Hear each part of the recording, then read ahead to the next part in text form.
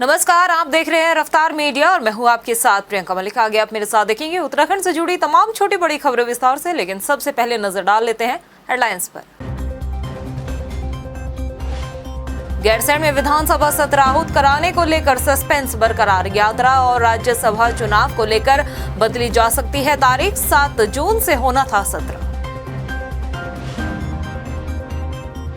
चारधाम यात्रा को लेकर कैबिनेट मंत्री प्रेमचंद अग्रवाल का बयान। कहा, यात्रा पर भारी पड़ रही आस्था, तय संख्या में ही दर्शन कराने के निर्देश। केदारनाथ धाम में सेल्फी पॉइंट बनाने पर सियासत शुरू। सीडीएस रावत और सुशांत राजपूत के नाम पर उलझी भाजपा, तो कांग्रेस ने बीजेपी को लिया आड़े हाथों। और खराब सड़क देख नाराज हुए हरदा। मोढ़ा डालकर लालकुआ हल्द्वानी हाईवे के बीचों बीच बैठे धरने पर बोले, सीएम धामी और केंद्रीय मंत्री से करेंगे बात। हेडलाइंस के बाद बुलेटिन में खबरें विस्तार से। उत्तराखंड विधानसभा का बजट सत्र गैरसैंण में आयोजित कराने को लेकर असमंजस के हालात बन गए हैं। आलम यह है कि 7 जून से शुरू होने वाले सत्र की तारीख पर अब सरकार एक बार फिर विचार करने जा रही है। आखिर क्यों, उसके लिए देखें हमारी ये रिपोर्ट। ग्रीष्मकालीन राजधानी गैरसैंण में विधानसभा का बजट सत्र आहूत करने को लेकर जारी आदेश पर राजभवन और कैबिनेट से तारीख को मंजूरी नहीं मिली है। लिहाजा 7 जून से गैरसैंण में आहूत होने वाले सत्र की तारीख पर सरकार दोबारा विचार करने की बात कर रही है। संसदीय कार्य मंत्री प्रेमचंद अग्रवाल का कहना है कि सत्र गैरसैंण में 7 जून को होगा या नहीं, इसको लेकर अभी फैसला लिया जाएगा। सत्र को लेकर जैसा आपने कहा, अब उस पहलू पे हमें विचार करना होगा कि इसके साथ साथ एक विषय और भी हमारे सामने है कि 10 जून को देहरादून में राज्यसभा का चुनाव भी होना है। तो ये सारे विषयों पे हम लोग विचार कर रहे हैं और मुझे ऐसा लगता है कि इन सारे बिंदुओं पर गहन विचार विमर्श करके ही हम ये सारे निर्णय आगे आने वाले टाइम पे लेने वाले। दरअसल सरकार तो चाहती है कि बजट सत्र गैरसैंण में ही आयोजित हो, मगर इसके गैरसैंण में आहूत नहीं होने के पीछे वजह चारधाम यात्रा बताई जा रही है। असल में सरकार का मानना है कि गैरसैंण में सत्र आयोजित करने को लेकर तैयारियों पर फर्क पड़ सकता है। इसका एक रीजन ये भी है कि तमाम पुलिस फोर्स यात्रा मार्गों पर तैनात है, तो 10 जून को राज्यसभा सीट को लेकर चुनाव भी होना है। लिहाजा यही कारण है कि सरकार गैरसैंण में दोबारा सत्र आयोजित कराने की तारीख पर विचार कर रही है। बीजेपी विधायकों का भी ये मानना है कि अगर जून में बारिश के मौसम के चलते गैरसैंण में सत्र आयोजित होता है तो सत्र कराने में मुश्किलें खड़ी हो सकती हैं। भिन्न है कि चारधाम यात्रा तो सुचारू रूप से चली रही है, किंतु बारिश का भी समय है। यदि बारिश होती है तो दिक्कत हो जाएगी, आने जाने के लिए भी और यात्रियों के लिए भी परेशानी होगी। इसलिए सोच रहे हैं कि अभी जो हमारा माननीय मुख्यमंत्री जी और विधानसभा अध्यक्ष ये तय कर पाएंगे कि कहां पर हमको विधानसभा का सत्र चलाना है, देहरादून में चलाना है या गैरसैंण में चलाना है। प्रदेश में पीक पर चल रही चारधाम यात्रा और राज्यसभा चुनाव के मद्देनजर गैरसैंण में विधानसभा सत्र आहूत कराने के मूड में सरकार फिलहाल नजर नहीं आ रही है। ऐसे में सवाल ये भी है कि गैरसैंण क्या हमेशा यूं ही गैर बना रहेगा, और साथ ही देखना ये भी होगा कि क्या सरकार अपना विचार बदलकर गैरसैंण में ही सत्र आहूत कराती है या नहीं। रफ्तार मीडिया के लिए देहरादून से मनीष डंगवाल की रिपोर्ट। कैबिनेट मंत्री प्रेमचंद अग्रवाल ने सचिवालय में चारधाम यात्रा को लेकर समीक्षा बैठक की है, जिसमें कई जिलों के जिलाधिकारी, एसएसपी वीडियो कॉन्फ्रेंसिंग के माध्यम से जुड़े, तो वहीं पर्यटन सचिव के साथ गढ़वाल आयुक्त सचिवालय भी मौजूद रहे। प्रेमचंद अग्रवाल ने कहा कि चारधाम यात्रा पर आस्था भारी पड़ती हुई नजर आ रही है, इसलिए बड़ी तादाद में श्रद्धालु चारों धामों पर दर्शन के लिए पहुंच रहे हैं। लेकिन सरकार की कोशिश यही है कि जो संख्या तय की गई है उसी के मुताबिक चारों धामों में श्रद्धालुओं को दर्शन कराए जाएं। नहीं, व्यवस्थाएं दुरुस्त की जा रही हैं। आप भी जानते हैं जिस प्रकार से भीड़ बढ़ रही है, और मैं आपको बड़े अदब के साथ कहना चाह रहा हूं कि शायद अभी तक के इतिहास में सबसे ज़्यादा भीड़, चाहे हम कोरोना के कारण इसे कहें, चाहे जनता की आस्था इसे कहें, चाहे हमारे इस प्रदेश की जो वादियां हैं, खूबसूरत वादियां हैं, यहाँ का मौसम है, उसके कारण कहें, जिस भी कारण कहें, इस बार यात्रा प्रचंड रूप से बढ़ रही है। ऐसे में हमारी जो यात्रा है व्यवस्थित हो, हमने इस पे फोकस किया है, सरकार इस पे फोकस कर रही है। वहीं चारधाम यात्रा के दौरान 80 श्रद्धालुओं की अभी तक मौत हो चुकी है। कैबिनेट मंत्री प्रेमचंद अग्रवाल का कहना है कि केदारनाथ धाम मार्ग पर 40, यमुनोत्री मार्ग पर 22 और गंगोत्री में 6, इसके साथ ही बद्रीनाथ धाम में 12 श्रद्धालुओं की मौत हो चुकी है। प्रेमचंद अग्रवाल का ये भी कहना है कि स्वास्थ्य प्रशिक्षण कराने के बाद ही यात्रियों को यात्रा पर जाने के लिए कहा जा रहा है। ऐसे में सरकार की कोशिश यही है कि चारधाम यात्रा पर स्वस्थ लोगों को ही आगे भेजा जाए। 80 लोगों की अभी तक मौत हुई है, कल तक का आंकड़ा है। और इसमें आप देखिए केदारनाथ जो पैदल रूट है उसमें 40, यमुनोत्री जो पैदल रूट है उसमें 22, यानी कि जो पैदल मार्ग है उस पे जो हमारे यात्री आ रहे हैं जिनको पहले से बीमारी किसी न किसी रूप में है, उनका वहाँ जाना हम लोग बार बार कह रहे हैं कि यदि आपका स्वास्थ्य बहुत अच्छा नहीं है तो यात्रा पे आने से वो बचें। लेकिन उसके बावजूद वो आ रहे हैं तो अब हमने उनसे अंडरटेकिंग लेना शुरू किया है और उसके बाद भी लोग मान नहीं रहे हैं, अंडरटेकिंग भी दे रहे हैं और कह रहे हैं साहब हमें तो जाना है। लेकिन हम फिर कोशिश करें, मैंने आज कहा है अपने कमिश्नर को, हम जो अंडरटेकिंग ले रहे हैं, जो उनका मेडिकल जांच कर रहे हैं, क्यों ना ऊपर के बाद हम अपने नीचे ऋषिकेश में करें ताकि उनको हम यहीं पे रोक सकें और फिर वो अपना जो यात्रा जो सही लोग हैं वो पूरी अपनी कर सकें। सेल्फी पॉइंट क्या केदारनाथ धाम में होना चाहिए, और अगर होना चाहिए तो किसके नाम पर होना चाहिए? दिवंगत अभिनेता सुशांत सिंह राजपूत या फिर भारत के पहले सीडीएस जनरल बिपिन रावत के नाम पर? सवाल तो ये भी है कि धाम में सेल्फी पॉइंट बनाना चाहिए भी या नहीं, और अगर बनाने का फैसला हो भी गया तो फिर नाम को लेकर कंफ्यूजन क्यों हो रहा है? चलिए ये रिपोर्ट दिखाते हैं हम आपको। आस्था का धाम केदारनाथ में भगवान केदार के दर्शन के लिए हर साल लाखों की तादाद में श्रद्धालु आते हैं। 6 महीने चलने वाली चारधाम यात्रा उत्तराखंड को आस्था का केंद्र भी बनाती है। कण कण में देवताओं का वास भी उत्तराखंड को देवों की देवभूमि परिभाषित करता है।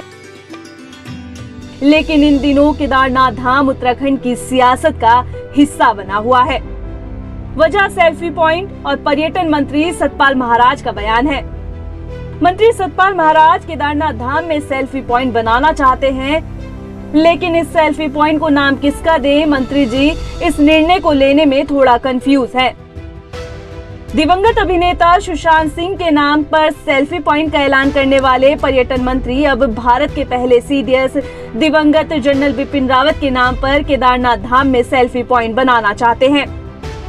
सतपाल महाराज का कहना है कि दूर दराज से आ रहे पर्यटक दिवंगत सीडीएस जनरल बिपिन रावत के बारे में जानेंगे, लेकिन सवाल ये उठ रहा है कि इससे पहले पर्यटन मंत्री सतपाल महाराज ही दिवंगत अभिनेता सुशांत सिंह राजपूत के नाम पर सेल्फी पॉइंट बनाने का ऐलान कर चुके थे।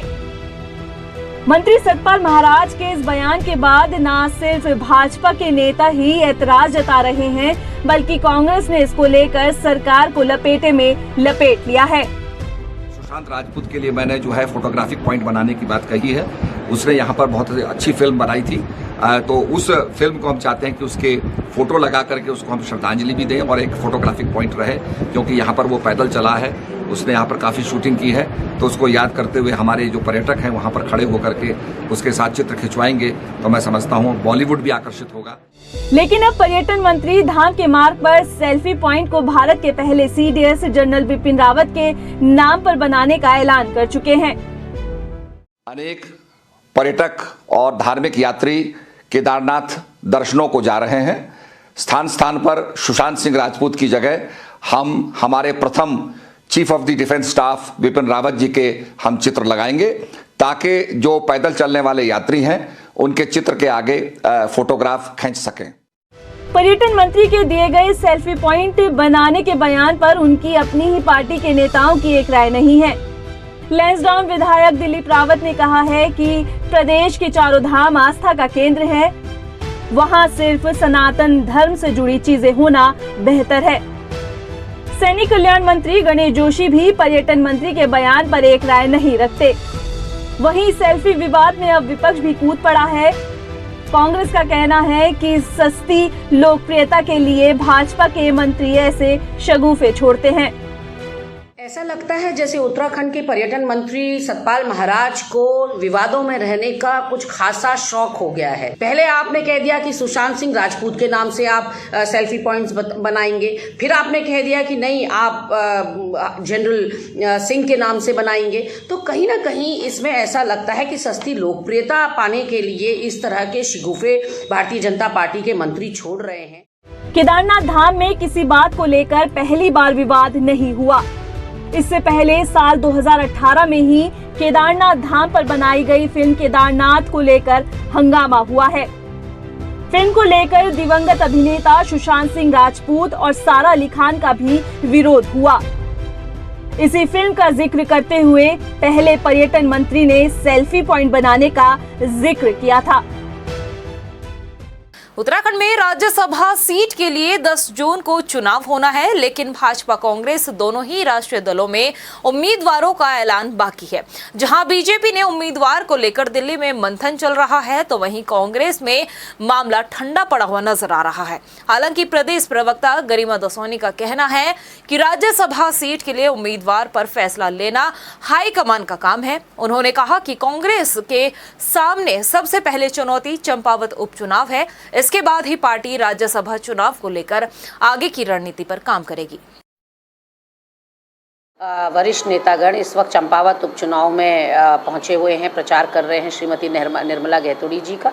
और उसके बाद जैसे ही वहां मतदान समाप्त होता है और हमारे नेता अपने वापस मुख्यालय पहुंचते हैं, तो 1 और 2 को हमारे वहां कार्यशाला है, नव संकल्प क्रियान्वयन कार्यशाला, और ये 2 दिवसीय कार्यशाला है। और इसमें सभी वरिष्ठ नेतृत्व भी और ज़मीनी कार्यकर्ता का मिलाप होगा और उसी में रणनीति भी तय हो जाएगी।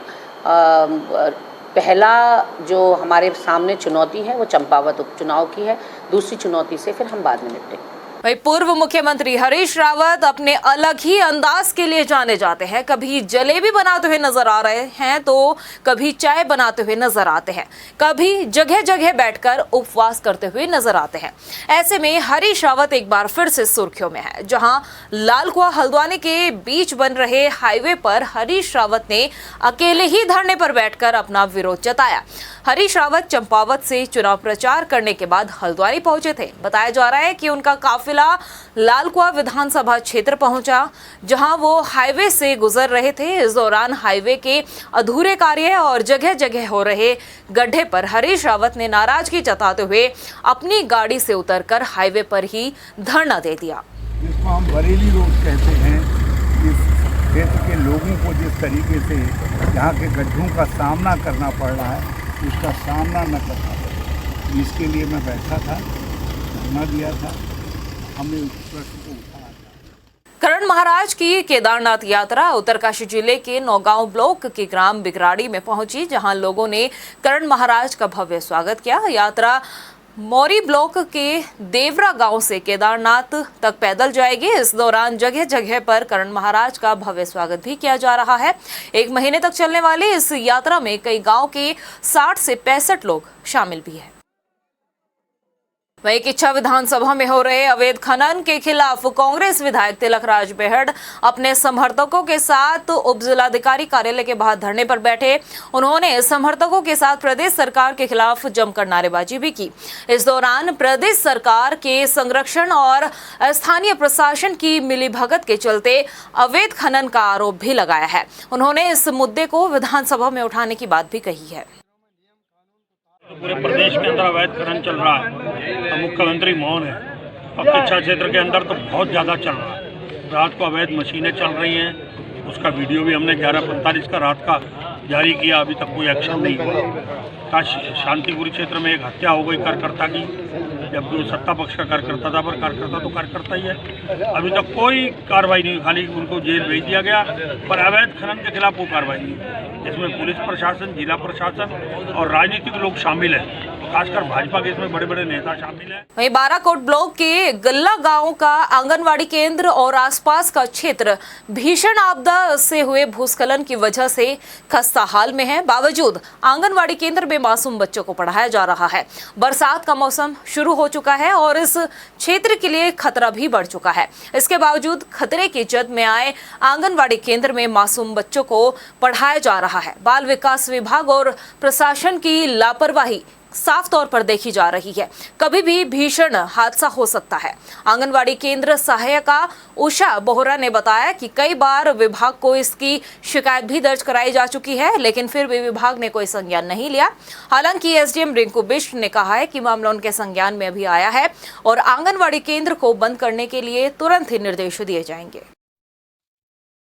शिफ्ट तो प्राइमरी में कहते हैं, प्राइमरी भी आपदा में है, वहाँ भी कमरे दरार आई है।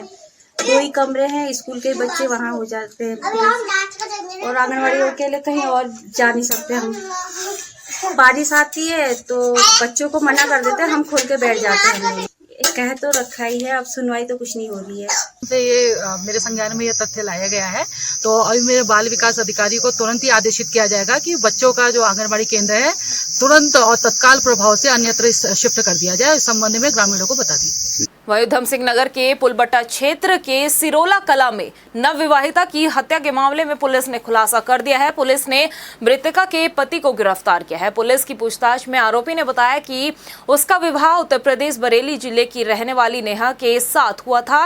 5 महीने पहले उनकी शादी हुई थी। विवाह के बाद से ही उसको शक था कि उसकी पत्नी का किसी के साथ प्रेम प्रसंग चल रहा है और इस बात को लेकर अक्सर विवाद भी रहता था। उस सूचना पर पुलिस के मौके पर पहुंचने पर ये ज्ञात हुआ कि ये लड़की बहेड़ी की रहने वाली है और जिसकी शादी यहाँ सिरौली कला में ये अभियुक्त अबरार नाम के व्यक्ति से हुई है। इस पर उसके परिजनों को सूचित किया गया। थोड़ी देर में उसके परिजन भी आए। उनके द्वारा बताया गया कि लगभग 5 महीने पहले इसकी शादी अबरार नाम के व्यक्ति से हुई थी और इनका आपस में मनमुटाव चल रहा था, जिस कारण इसने जो है इनके घर वालों ने मानसून शुरू होने से पहले ही लोगों को सुरक्षा मुहैया कराने के लिए प्रशासन तैयारियों की बात करता है, लेकिन हल्द्वानी में तस्वीर कुछ और ही नजर आ रही है। कलसिया पुल के पास करीब 200 परिवार ऐसे हैं जो डर के साए में जी रहे हैं। अगर वक्त रहते इनके लिए कोई व्यवस्था नहीं की गई तो बड़ा नुकसान भी हो सकता है। आखिर क्यों, उसके लिए देखिए स्पेशल रिपोर्ट। पुल की सुरक्षा दीवार टूटने से खतरा, 200 परिवारों में दहशत का माहौल।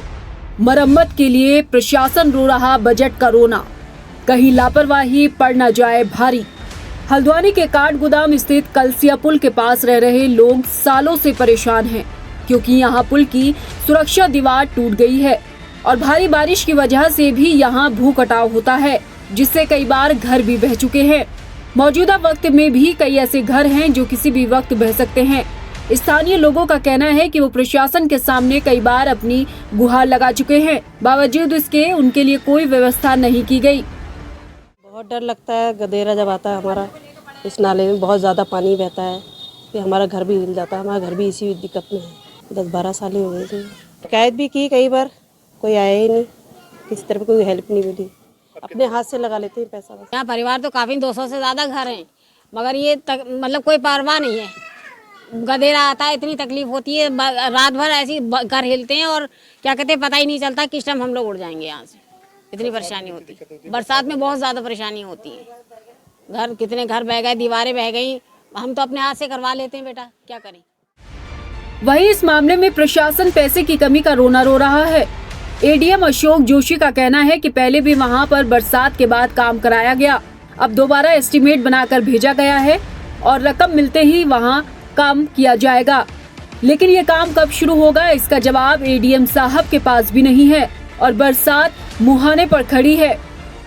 पिछली बरसात में भी कलसिया नाले में पानी काफ़ी आया था और कई मकान उसमें प्रभावित हुए थे, तो हमने इसमें एसडीआरएफ मद से भी इसमें पैसा दिया था और वहाँ पे काम कराया गया है और अभी कुछ एस्टीमेट और सिंचाई विभाग ने प्रस्तुत किए हैं, तो उसमें जो ही पैसा हमें प्राप्त होगा तो उसमें हम इसमें धनावंटन की कार्रवाई जिलाधिकारी महोदय को हम प्रस्तुत कर रहे हैं, तो धनावंटन उसमें किया जाएगा। अब देखना होगा कि प्रशासन कलसिया पुल के पास रह रहे लोगों की सुरक्षा के लिए क्या इंतजाम करता है। फिलहाल मॉनसून आने में थोड़ा वक्त जरूर है, लेकिन जल्द यहाँ के लोगों की सुरक्षा का इंतजाम नहीं किया गया तो कोई बड़ा नुकसान जरूर हो सकता है। रफ्तार मीडिया के लिए हल्द्वानी से योगेश शर्मा की रिपोर्ट। प्रदेश की खबरों में इतना ही, फिर हाजिर होंगे कुछ खास खबरों के साथ। तब तक के लिए मुझे दे इजाजत, नमस्कार। गैरसैंण में विधानसभा सत्र आहूत कराने को लेकर सस्पेंस बरकरार। यात्रा और राज्यसभा चुनाव को लेकर बदली जा सकती है तारीख। 7 जून से होना था सत्र। चारधाम यात्रा को लेकर कैबिनेट मंत्री प्रेमचंद अग्रवाल का बयान। कहा, यात्रा पर भारी पड़ रही आस्था, तय संख्या में ही दर्शन कराने के निर्देश। केदारनाथ धाम में सेल्फी पॉइंट बनाने पर सियासत शुरू। सीडीएस रावत और सुशांत राजपूत के नाम पर उलझी भाजपा तो कांग्रेस ने बीजेपी को लिया आड़े हाथों। और खराब सड़क देख नाराज हुए हरदा। मोढ़ा डालकर लालकुआ हल्द्वानी हाईवे के बीचों बीच बैठे धरने पर बोले, सीएम धामी और केंद्रीय मंत्री से करेंगे बात।